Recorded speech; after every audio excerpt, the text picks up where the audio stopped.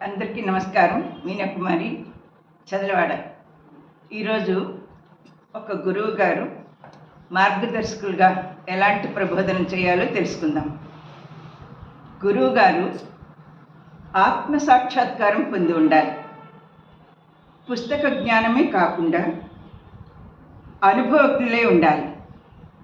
వేదాంతము బ్రహ్మ విద్య బోధించేలాగా ఉండాలి.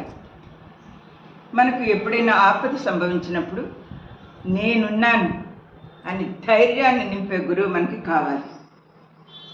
మహాభారత యుద్ధం సమయంలో కౌరవులను చూసి అర్జునుడు, అరే వీళ్ళంతా నా సగోత్రికులు కదా, విద్య నేర్పిన గురువు గారు, పితామహులు, భీష్మ పితామహులు, వీరితో నేను యుద్ధం చేయాలని బాధ కలిగింది. ఒక రకంగా పిరికితనానికి లోనయ్యాడు.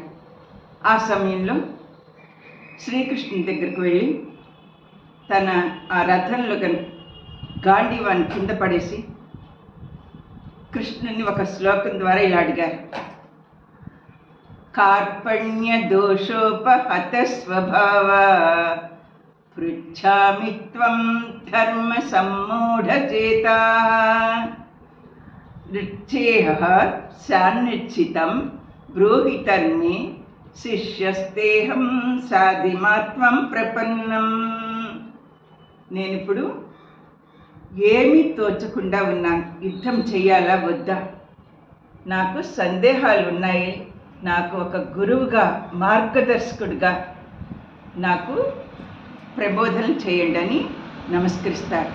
అప్పుడు కృష్ణ భగవానుడు ఇలా చెప్తారు: యుద్ధం చేయటం తప్పనిసరి. ఇది అధర్మం జరుగుతోంది. ఇప్పుడు ధర్మస్థాపన చేయటం కోసం యుద్ధం చేయాలి. కాబట్టి నీకు వీరందరినీ చంపితే పాపం వస్తుందని మనసులో భీతిలుచున్నావు కదా.